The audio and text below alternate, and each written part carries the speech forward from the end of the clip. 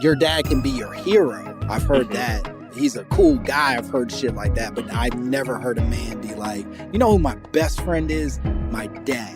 Yeah. And granted, if they did say that, I would shit all over. It's like you open yourself up to getting absolutely cyberbullied till you kill yourself, my man. You are dropping dead.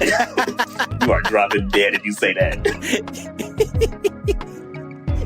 And frankly, if you get cyberbullied to death because you said my dad was my best friend, I don't think that any of these like corporations that are like, we got to stop cyberbullying are going to be like, you shouldn't have done that. They'll be like, hey, all right, sometimes it works, I guess. Hey, yeah, Mark Ruffalo ain't about to hit you and be like, hey, you can't be talking shit about him because he said his dad. Like, nah, you got the green light. You got the green light.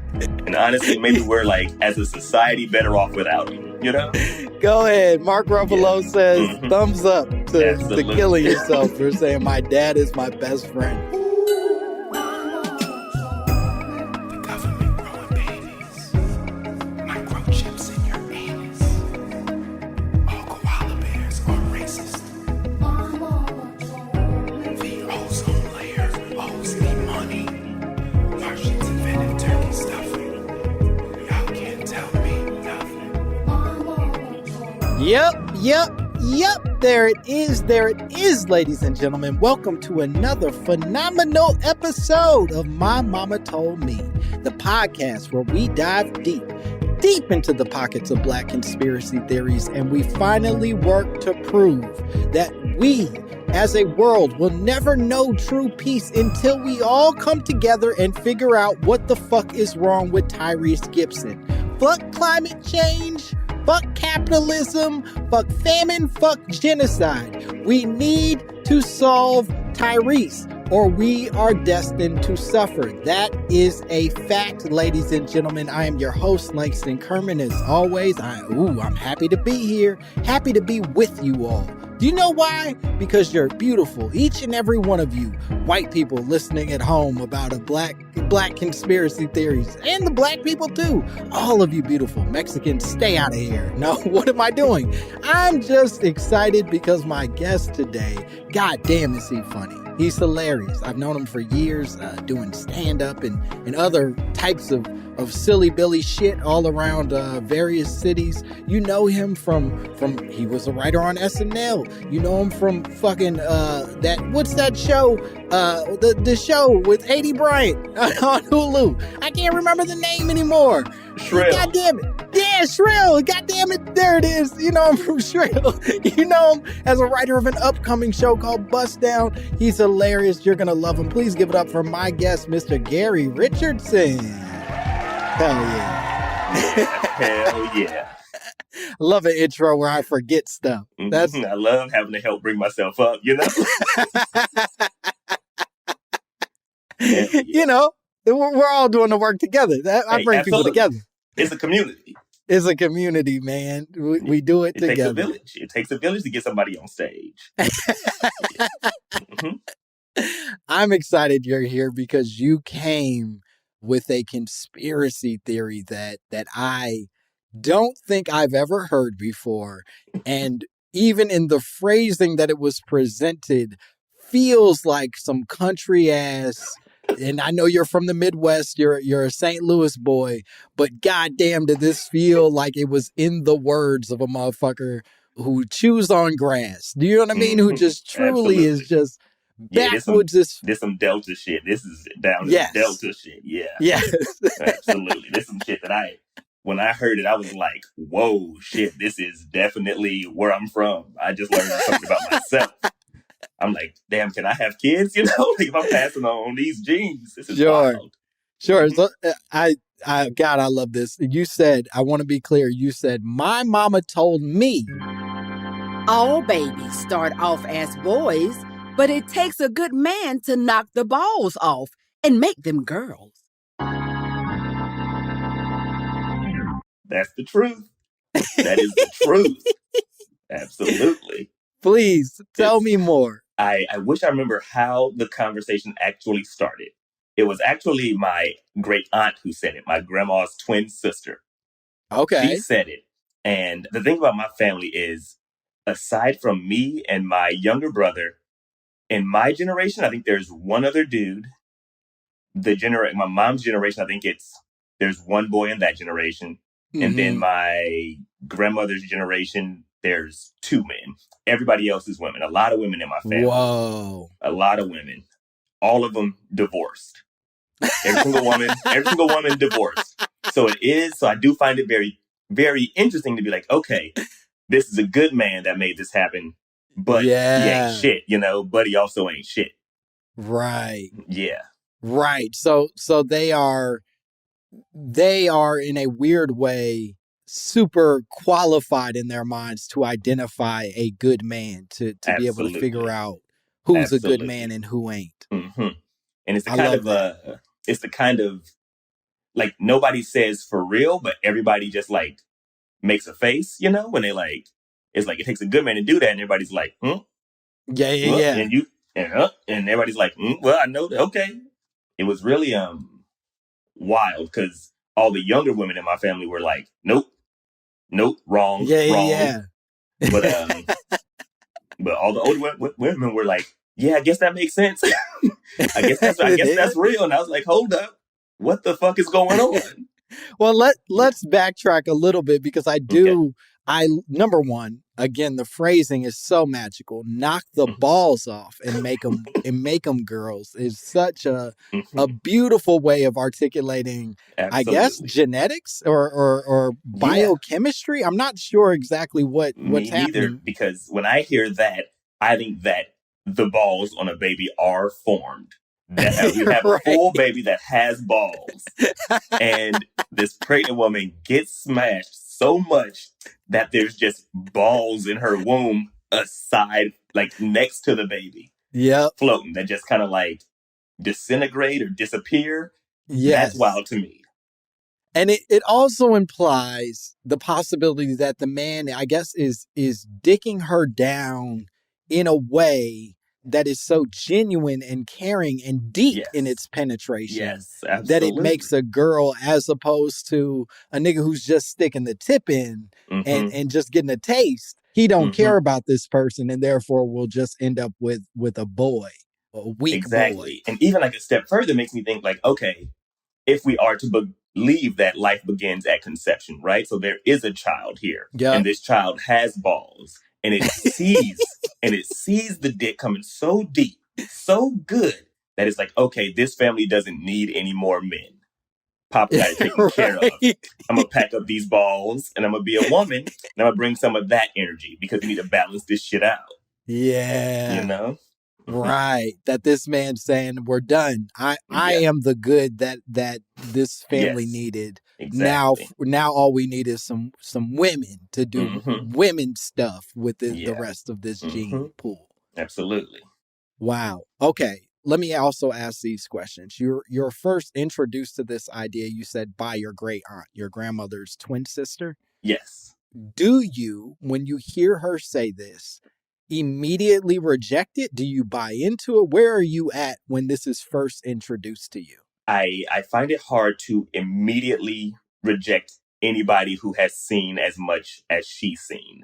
Sure. I find it hard to like immediately like cast aside their thoughts. I'm like, well, they've made it this far. They saw TVs come on the screen, and now they know how to use iPhones. Like now they know how to use Marco Polo. So they understand some shit, and they understand how to adapt to things that were inconceivable to them at one point. Right. So I try to reverse engineer that. And I'm like, okay, cool.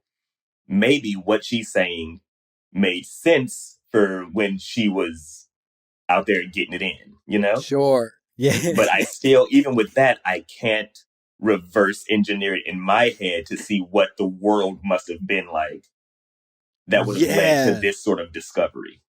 Right. It in some ways, and we don't, I think, give older people enough credit for this. They have made transformations comparable to those of a caveman. Do you know what I mean? That literally they were at one point like needing to husk their own and shuck their own food to survive. And then we get it prepackaged and sort of like cut up for us and like removed of all the different pollutants and all bad Right. things that might be in it. And Right. so, We're out here doing gastro shit. yeah, And it's like, oh, what the fuck? Like, I don't know that you can make turkey taste like this. And then like, yes. all you do is you just cut the head off a pig, and that's what you eat. You just eat this pig body. And I'm like, Right. we don't got to do that no more, you know? And if you're still hungry, eat the nose. Exactly. It's sitting there. We got it. Yeah. And so to that point, you have this entire generation of people that lived under a certain series of facts, of things that were truly for survival. And now we're looking at it and we're like, well, that's not true, or that isn't necessary, but that's not necessarily right, because it was true for their generation and the things that they needed in order to get to the point where they could use an iPhone or make a Marco Polo that you take a week to respond to because you don't know how to say, yeah, I miss you too, to your nana. You know what I mean? Absolutely. Absolutely. It's like when you see like a time lapse of like a fish somehow getting legs and coming on shore, and it's like, oh, somehow this fish became a monkey. And it's like, I don't understand how it happened, but fishes are monkeys now. And a good man can knock the balls off a baby. You know, that's just what it is. So I'm like, okay, something that even if I don't believe it scientifically, even if I scientifically and like with my active brain reject all notions of it, I spiritually have to subscribe to it. Yes. And I think that is something that is often lost in the conversations with the internet, with the way that we speak to each other nowadays, is that I scientifically can disprove a lot of what my parents believe, grandparents, all of that. But on a spiritual level, I can still connect with you. I can still allow you to be a reasonable person in my life and world and mind, and not just go, shut up, you old bitch, and throw you to the wayside. It's so easy to. It's so easy to throw them to the wayside. Yes. But then where would we be? Who would we be then? We wouldn't be their children, you know? We wouldn't know how that fish got legs if we don't study I these need some of these fishes around to be like, okay, I need to figure out how to get back to this. Because because it feels like at any day now, shit's gonna pop off and a lot of niggas gonna be fishes again. Yes. You know? And it's like, okay, hey, we got to figure out how we're going to get back to being these monkeys. How we going to get back to these trees, you know? And I will say, we've had this conversation a few times in various spaces. I don't know that I believe that the current state that humans have evolved to is our best form. Now, I'm not saying that I think, earlier evolution, I know for certain, like I can't lock it in on some MAGA shit to be like, this is when the thing was great and we fucked it up around here. But I don't know that us being locked in our phones and sort of like constantly self-conscious and struggling for attention while simultaneously not having the ability to communicate with each other is the best way that humans could be. You know what I mean? Yeah, absolutely. I think about it a lot with like change, like political change. Yes. Like I'm like, oh, like a while back, I feel like things were changing at a pretty decent clip. But now everybody's more connected and we see more shit, but I don't feel like things are changing nearly as quickly. And I don't know that there's like a one-to-one about that, but it is just interesting to me. Yeah. It's hard to know where we are right and where we are wrong, but it's definitely, I think, easy to say we ain't all the way right now. You know what I mean? Yeah, absolutely. Absolutely. Okay, let me ask you this, because she says this to you, you spiritually at least identify or reason with the thing that she's saying. Do you, as a person now far from that moment, I assume, where she originally gave you this idea, do you find yourself feeling like this is a thing that still lives in my head? Is this something you plan to pass on to another generation as spiritual truth? Or are you like, I have to dead this right now for my family so that this no longer is treated as fact? I am not far removed from hearing this fact. I heard this fact 3 days ago. Whoa. So I am still reckoning with it. I'm still very much reckoning with it. I heard it and I immediately was like, Well, this is what we're talking about. This is what we're talking about. I'm still working through. I'm still going through the men in my life, thinking about their relationships with themselves, their relationships with the women in their lives, who they are at work, and trying to think, okay, cool. Is this a good man? Yeah. What kind of child does this good man have? And trying to realize, like, okay, cool. Maybe I need to rethink what it means to be a good man. Whoa. Mm-hmm. And so I know you said you have a brother. Mm-hmm. How many of y'all is it? Is it just y'all or are there more? Just two of us. Yeah, just us two. It's just y'all two. So, okay, this is going to be a challenging question, but I have to ask it. Do you qualify your own father as a good man? I will say I think that my father is a good father. Do I think he's a good man? I think that he has blossomed into a good man. At the time of knocking it down, I don't know that he was a good man at that moment. Whoa. Yeah. So I think if my dad now was impregnating my mother today, you might be looking at a little Garisha, you know? He'd be ready to knock some balls off if he did it today. Absolutely. Today, he'd knock some balls off. But back then, I don't know. Back in the 80s, he was a different kind of nigga, you know? He was still in the army. That's so fascinating because it does. And this I think connects back to our conversation about evolution, because it does then imply that this good man is not a permanence as much as a transition, a thing that can come and go in a person's life. Absolutely. We are only as good as we were yesterday. Whoa, that sounds like some she also said in that conversation. That's shit that I just cooked up, and I'm just like, I might St. Louis is real in me, you know? St. Louis is real in me. Okay, so you're seeing the potential, at least, of the good man that your dad was or could be, but not the good man that he necessarily was in conceiving you and your brother. Absolutely. Do you feel like you can say the same for the other men in your life who have I guess created men who have helped create boys? Mm-hmm. I try to think about my homies growing up. Mm-hmm. And what their dads were like. Yeah. And there was one dad that I thought, like, specifically, like, oh, that's a good dude. But as I've gotten older, I was like, I think this nigga might have been lazy as hell. He might have been like a piece of shit, you know? He might have just been around all the time because he was, like, not active. It wasn't like he, like, wanted to be around. And he was always, like, kind of just, like, talking shit to us. So I was like, oh, he cool because he just be, like, kicking it. And I'm like, right. Nigga, you don't talk to kids like that. What the hell? Support me, nigga. What the hell? Hey man, this is gonna have lasting effects on my person. What are you doing? Absolutely. Right. And now I can't talk to my friends about what I'm proud about anymore. Because there's a 40-year-old in the corner just heckling me. Exactly. Being like, oh, you think you good because you made that free throw. And I'm like, leave me alone, dog. Yeah, I'm out here trying to get better, at least. Like, yeah, that free throw meant a lot to me. Yeah, absolutely. I wasn't always knocking down free throws. I love that. It does. I mean, okay, so you know that I'm having a kid. Mm-hmm. I'm having a daughter, which naturally this conspiracy theory gave me a little bit of excitement. It made me feel good. Like, oh shit, maybe I am secretly knocking balls off. Because girls largely run in my family. That this isn't. I think I am the only boy that my mom had, and I'm one of 4 on her side of things. And then my dad only had me and my brother, but my brother's adopted. So he didn't, that didn't come from his balls. Yeah. It was just, his pocketbook, I guess. Right. Mm-hmm. He had a bad man's pocketbook. Splash. Yeah. He wanted to splash a little bit. Like, watch me turn this into a good man. And he's not turning him into a good man. Really?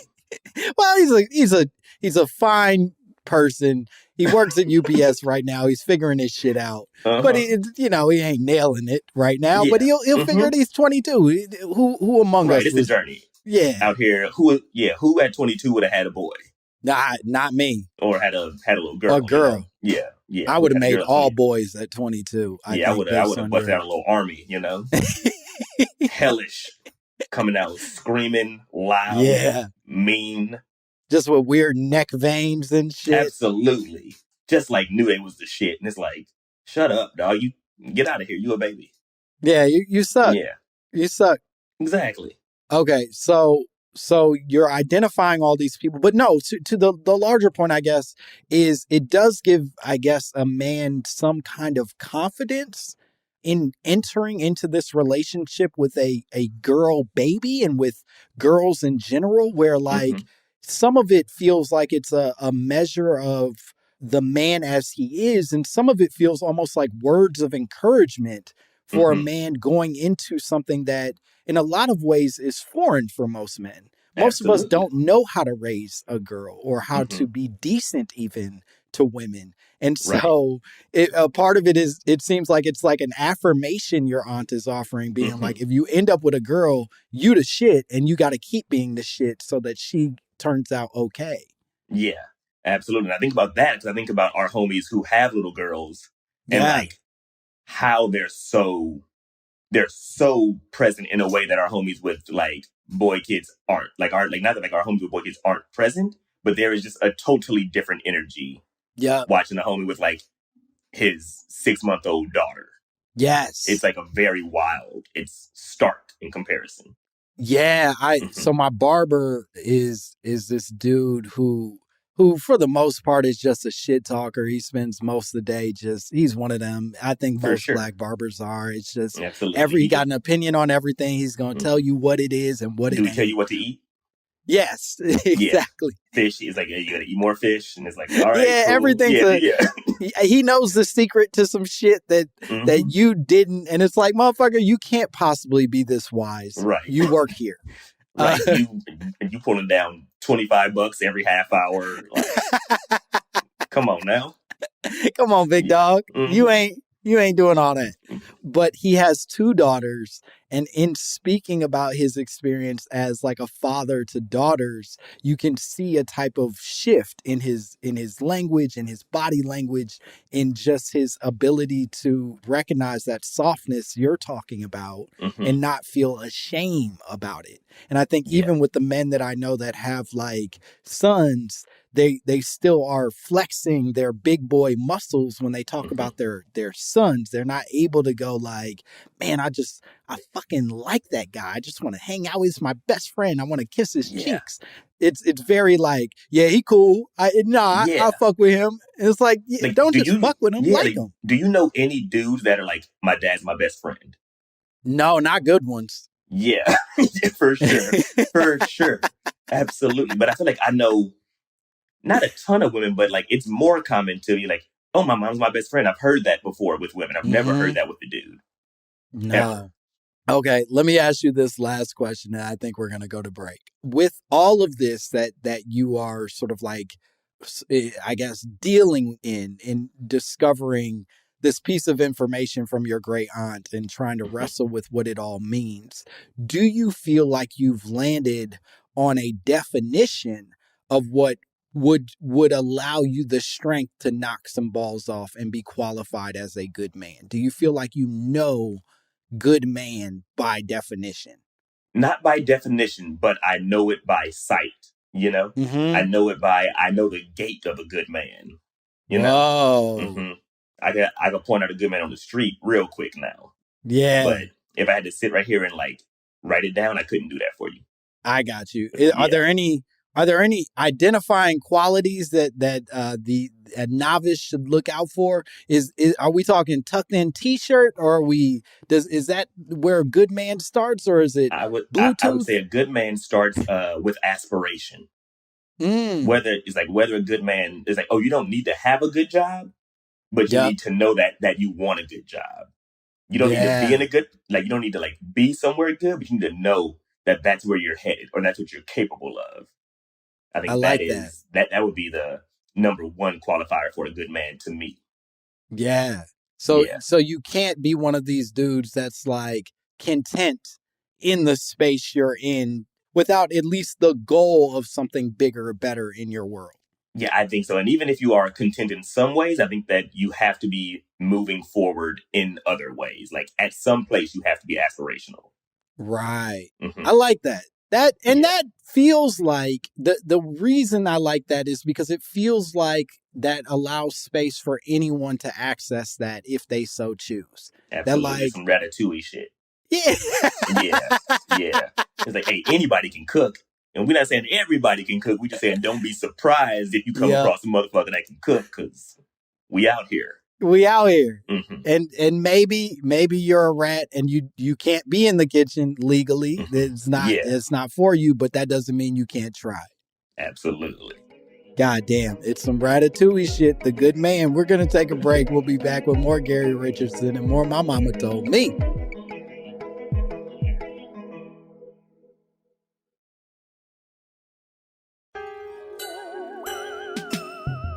And we are back. Like teenage girls. When you say teenage, how old are we talking? Yeah, we're back here with more Gary Richardson, more My Mama Told Me. We're still talking about good men and whether or not they knock balls off of little fetuses to make sure that they become girls in the womb. And obviously, R. Kelly, not a good man. A man who has daughters, but not a good man, I would say. Yeah, unfortunately, some niggas can just finesse it, you know? Some niggas can just Euro step the rule and get through. And it's like, damn, you at the bucket now. You at the bucket. Mm-hmm. Sure. Yeah. There are nights where the villain puts up 50 and you Absolutely. just gotta deal with those facts. Exactly. Like sometimes you in the garden and you coming up against a Reggie Miller, you know? Yep. You coming up against a Trey Young and you just got to take the L. You just gotta be like, man, his hair sucks and I hate his voice, but goddamn, can that boy play basketball? He can play some basketball. That's just the way it is sometimes. Let's talk about some of this research because a lot of interesting things came up when I started digging into the quote unquote science relating to your great aunt's assertion. So unfortunately, the first, at least half of the sentence that she sends in, or she said that all babies start off as boys, is actually completely untrue. That scientifically, every person starts off actually as girl, as like a girl embryo, right? That we are essentially are all born as XX chromosomes. And then, you know, theoretically, through, I guess, what's the right word? Fermentation. We'll call it fermentation up in that belly. We eventually get enough hormones going on that some of us turn to XY chromosomes, which is how you make a boy. Okay, which sounds like maybe what my Aunt Biddy should be saying is that everybody's born as girls and the bitch nigga gonna let some balls pop in there. There you go. Bitch, you're gonna let these balls show up, but if you real, them balls gonna stay away. Wait a minute. Come on now. Now you're spitting facts. Yeah. It's like if you're not alpha, guess what? Somebody gonna show up and eat your food. Okay. Plain and simple. Plain and simple. You out here, if you don't want to be a part of the clean plate club, somebody gonna finish that food. There it is. Okay. And I think, and this goes back to your original point about this just being a question of spiritual truth, right? That like, her technical truth is incorrect. She is wrong that all people are born boys and then you knock the balls off, but she is spiritually correct possibly that we are all born one gender and a weak motherfucker is going to allow that gender to be determined for them and others are going to determine it for themselves. Exactly. Some folks are going to build a family and some folks are just going to like see what happens. Yep. And boys are the product of see what happens. And that's disappointing as a boy to know that my father was a see what happens type dude. But here we are. Here we are, you know. Here we are, but you about to have a daughter, so.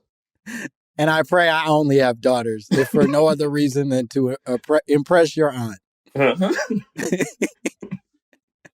Okay, so this process of the XX chromosomes and for girls and the XY chromosomes for boys, we all start with the XX, and then about 51% of people are born as males. There are actually more males born on average than there are women.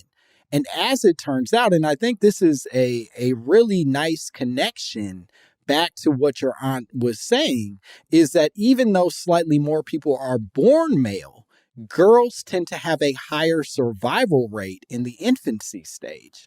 That more, although men are born more often, women are the ones that actually make it through infancy. So it's bitch niggas having bitch niggas and the bitch niggas die. There you go. That's just how it be. Ooh, you hate to hear it. You know, you hate to hear it like that. Sometimes you hate to hear the truth so blunt. Oh my God. Sometimes that's what it is. You know, sometimes that's just what it is. It's just what it is, fellas. Don't take it personal. It's just what it is. I didn't do the research, you know. I'm just reading it back.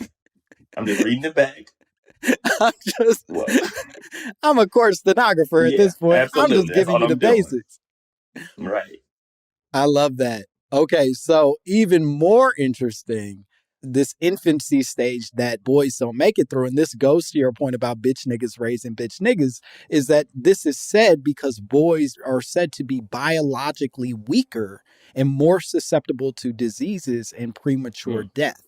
Now, they're not exactly sure why. I'm sure there are some theories, but it does sound like boys in general are just not at the same strength that women are as they move forward out of the womb. You know what I mean? That would make sense to me if we're saying that if we all start off as like XX chromosomes and there's this intense transformation to go from XX to XY, I feel like that has to be draining, you know? So to pop out, I can definitely imagine that it's like, okay, cool.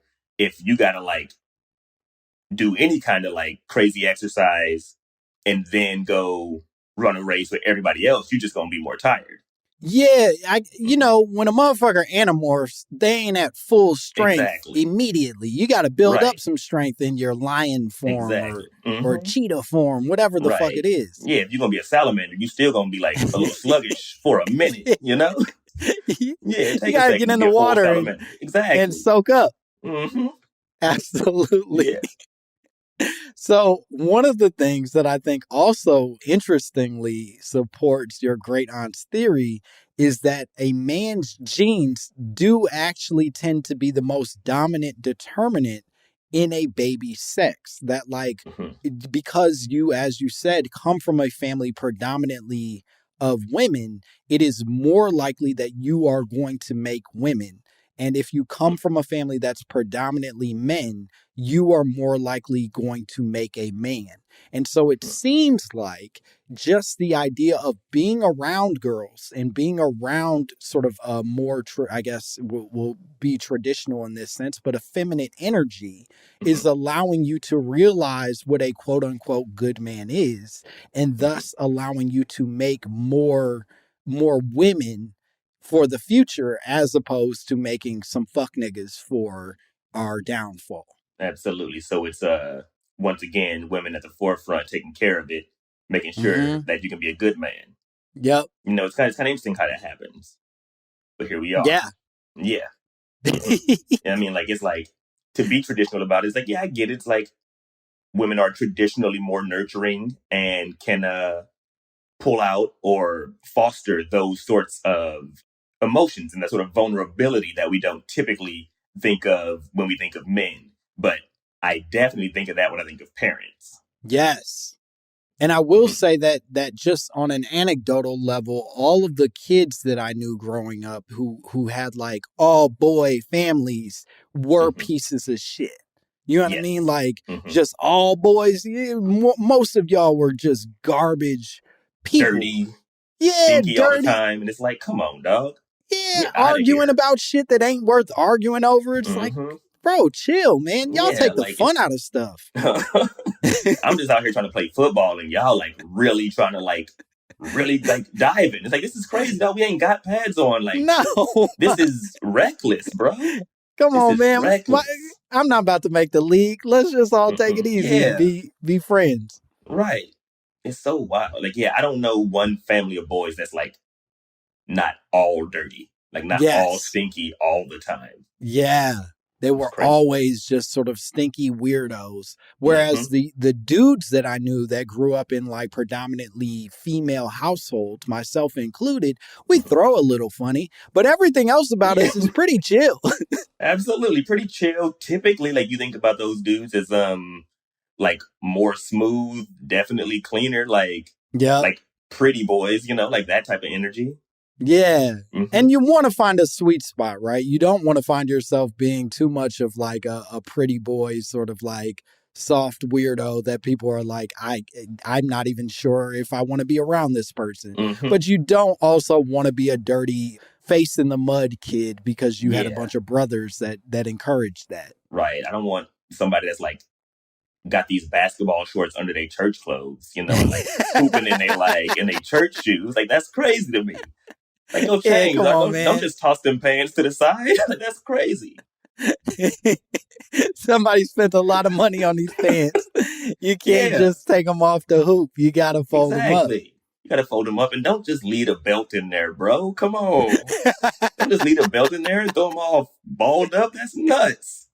You're going to curl your belt up, then it's unusable. Just stop. Them pants is pinstriped. Dog. Don't play with me.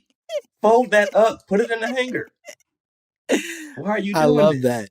So the other thing that popped up, and there's some debate back and forth about how true this is, although I do think that there is a fair amount of evidence to say that it's true. But there is, similarly to some of the things that we're talking about, studies that show that children come out, especially in the early stages, and even girls come out looking more like their father than their mother when they come out of the womb, in part because it's a evolutionary failsafe to make sure that the man feels connected to the child and doesn't like want to just abandon the motherfucker and, you know, move on with its life. We don't give birth to the children, so there's no actual proof that this kid is ours unless it kind of looks like us. I mean, that's the number one answer on Maury as to like, why is this baby not yours? Like, this baby don't even look like me. Exactly. Baby don't even look like me. It's like, that's number one. If you're going to be my kid, you got to look like me. You got to look like me, dog. Look at my eyebrows. Those ain't my eyebrows. Exactly. My whole family got thick eyebrows. And he going to roll out with these little thin-ass eyebrows? Nah, that's not me. That's not me, Maury. We about to be dancing. All right, you got these Sanji from One Piece eyebrows, and I don't know this baby. This ain't my baby. Out of control. I get that. That makes total sense to me. So in some ways, and for using your aunt's theory, this would imply that men tend to look at girls that look like them and do everything they can to ensure this child's survival, whereas men tend to look at boys who look like them and basically go with the energy of, you'll figure it out. If I figured it out, and you look like me, then you too will figure it out, which is why these babies are not surviving at the same rate as their girl counterparts. That's really interesting. That's really wild. I think overall, this is all sort of suggesting a type of investment that naturally sort of happens with a man and his daughter versus a man and his son. That you become instantly invested in the survival of this person, the success of this person, thus making you a good man, versus with a son where it's like, cool. I mean, think about what Kanye West said. He said, I be worried about my daughter. I be worried about Kim. But Saint is baby Ye. I ain't worried about him. Yeah. It's like, hold up. Okay. All right. I get it now. Yeah. He's just presuming Saint is going to be able to like do whatever he did. And that's crazy. It's insane. It's insane to be like, I have done these magnificent things, these insane things. And because this person is of my loins, they are capable of the same. And that is not true at all. That is gnarly. Truly, if ever Jeffrey Jordan, if ever there were a perfect example of a motherfucker of loins that can't do what his daddy did, Look to Absolutely. young Jeffrey Jordan. hmm And where he at now? I think he got arrested recently. I'm not sure. Damn. Poor Jeffrey. Free We Jeff. miss you, Jeffrey. Yeah, free Jeffrey. Free Jeffrey Yeah. Jordan. I'm gonna get that on a t-shirt. Yeah. That sounds cool. Free Jeffrey Jordan. Okay, so Yeah. one of the things that I think your aunt probably did not talk to you about, and I'd be very excited if she did, but is this question of sort of like the binary conversation or elements of girl, boy, this very binary conversation that's happening, and the question of all the intersex people in Yes. between these binary categories, if you know what I Right. mean. Absolutely. Absolutely.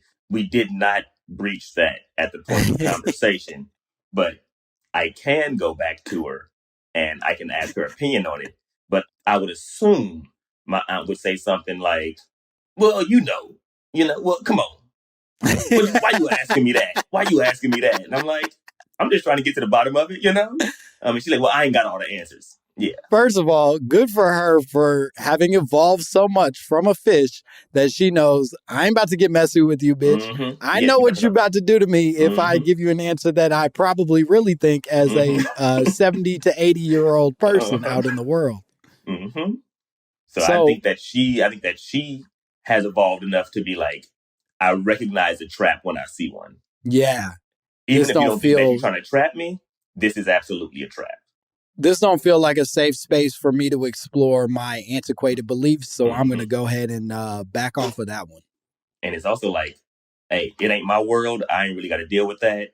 Mhm. Like, hey, I wish everybody the best of luck, but as far as what I got to take care of, it ain't that.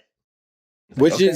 Which I think is maybe the healthiest way you can approach a conversation that you're not ready to have. I think Mhm. so often we find ourselves in the middle of wanting to form a hard-formed opinion on a thing that doesn't require all of that. It's perfectly Absolutely. okay to be like, I am ignorant to this thing and or indifferent to this thing, and Mhm. I can't offer any healing or grace or even thoughtfulness in regards to the conversation you're trying to Or enter. even if I have a hard opinion, like the idea that, like, well, that's my hard opinion. It shouldn't be the law of the land, Yes. Like, yeah, where it's like, hey, I feel this way. Like, hey, I don't think I would want my kid to be aborted. That don't mean every woman in the world shouldn't be allowed to get an abortion. That's a whole different conversation. Yeah. Yeah. Yeah, that's It's like, you have to truly be a crazy person to be like, I don't want that, so nobody wants that. Nobody can have it. That's like That's full, like, I'm going home, give me my basketball. And it's like, what? No, we still hooping, bro. Like, don't do that. yes. Like, don't fuck up everybody good time. Listen, Because you got in trouble. I love frozen yogurt. When I go and get some frozen yogurt from Pinkberry, I just do chocolate chips and strawberries or some other fruit, but I'm a fruit and some chocolate chips, man. That's all I like. Then they put out a bunch of shit where they got like frosted mini wheats or weird peanut butter crumbles. And that shit looks disgusting to me with my Pinkberry. It fully grosses me the fuck out.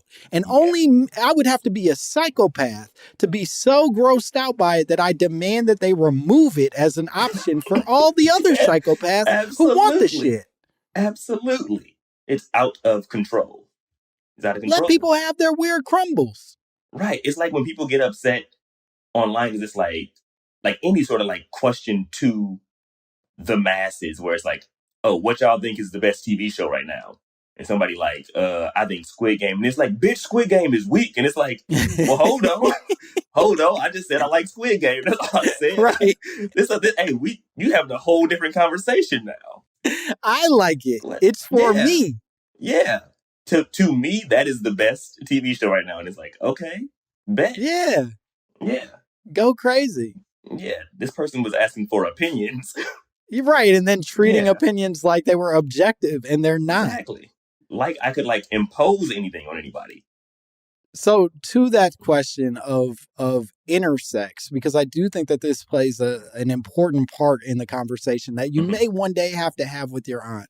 But we talked about this a bit we did an episode earlier this year, Gary, about Sierra being possibly born a man. I'm sure you remember that legend from when you were a child. That said, intersex people, the world's population, basically about 1.7% of people identify/qualify as intersex. And Okay. one of the things that sort of makes this conversation a bit complicated is that intersex covers this really vast definition of, I guess, qualifications, right? That it Okay. isn't just like a man with female parts or, organs on the inside, or a woman with testicles that never descended, whatever it is. Mm-hmm. There are all these different nuanced elements of what Mm-hmm. might make a person intersex. And so Yes. in that way, more of us probably fall not under the category of intersex, but fall closer to the middle of these binary conversations than we actually think that we do. Absolutely. I think that in my aunt's in what she was telling me, I think that just points to the multitudes of man, and how Yeah. it's like, okay, even if you are a good man, you have still done trash shit, and you are not, nobody is wholesale good, and it's like, okay, so Yes. even if you are, there is still this battle happening. So we are fluctuating, and as we are fluctuating, of course, the balls would be fluctuating as well. Yes. Their prevalence or discretion, I think, fluctuates as well.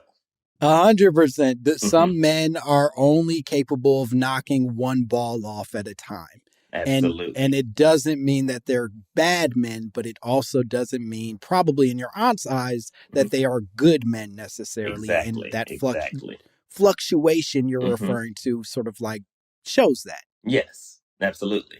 Beautiful. The last thing that I'll bring to you, and I think that this is also important and worth talking about, and just making sure that we're recognizing all the different factors when we're talking about these binary communities of man, woman, whatever. You got trans people, right? Similarly, about 0.6% of the American population to identify as trans.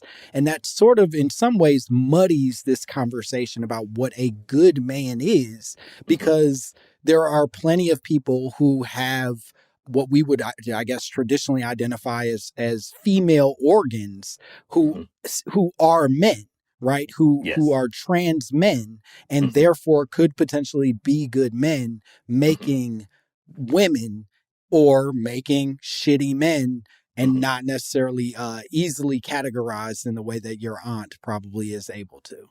Yeah, I think that my aunt would say that this man would then be a wolf in sheep's clothing. This man is not being honest about who this man is, or even if he's like trying to be. This man is not totally all there. This man is definitely pulling some trickery. Damn. I think that is he's definitely deceitful. Damn. Your aunt seems pretty deep, man. Seems like she got a lot figured out. I think she's on it. I think she's on it in a major way. We got to get her as a guest on the show. See what else she got cooking up in that head. She would talk to you. She would talk to me, and then at a certain point, she'd be like, "All right, move on, motherfucker. I'm not gonna play this game." Show once, and she was like, "Next time I see you on stage, I'm gonna get on stage and I'm gonna whoop you." And I was like, "Hold up, well, you can't do that." Was you up there cussing? Was you up there acting a fool? Yeah, I was up there acting a fool. I was up there behaving in the way that she ain't never seen me behave. Oh, okay. So she was like, "Look, I'm glad you had your fun, but I'm gonna whoop your ass." Yeah, absolutely. Good for her. Straight. What's her name? Biddy? Yeah. My girl Biddy. Well, we're going to take a break. We're going to keep thinking about Biddy, and we'll be back with more Gary Richardson and more My Mama Told Me.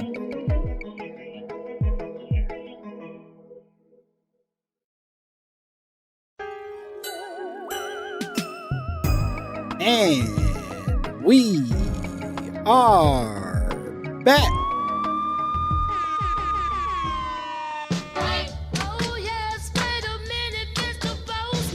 Can you lend a nigga a pencil? Yeah, we're back here with more Gary Richardson, more My Mama Told Me. We're still talking about great Aunt Biddy and her her brilliant assertions about gender and gender assignments and what it means to be a good man out in the world.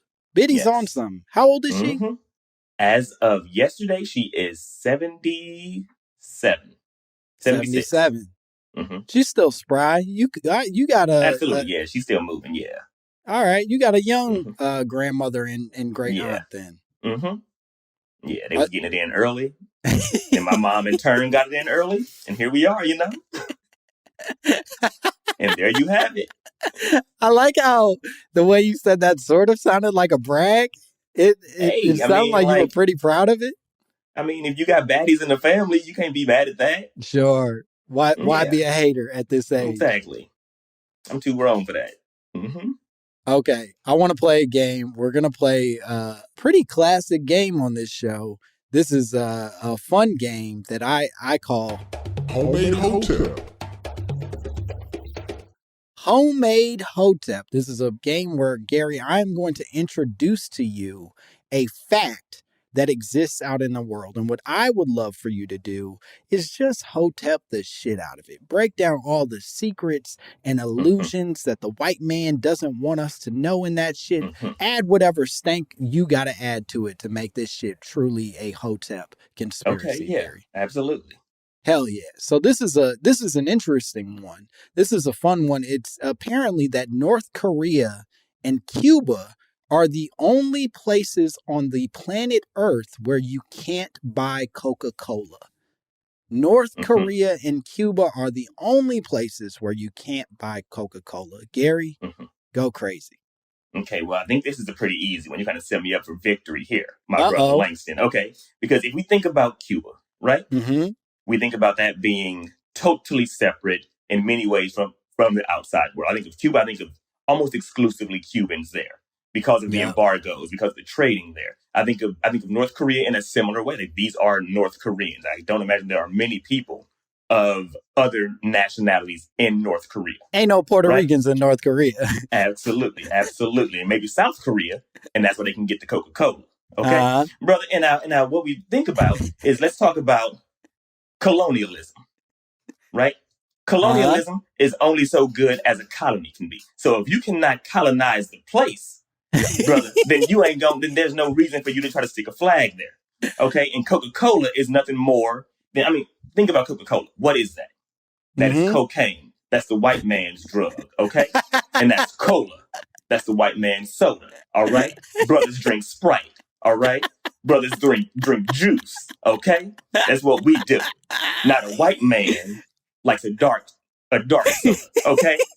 Likes a dark soda because he likes to show that he can take that dark soda, he can put that inside of himself and become more in a way that others cannot. Right.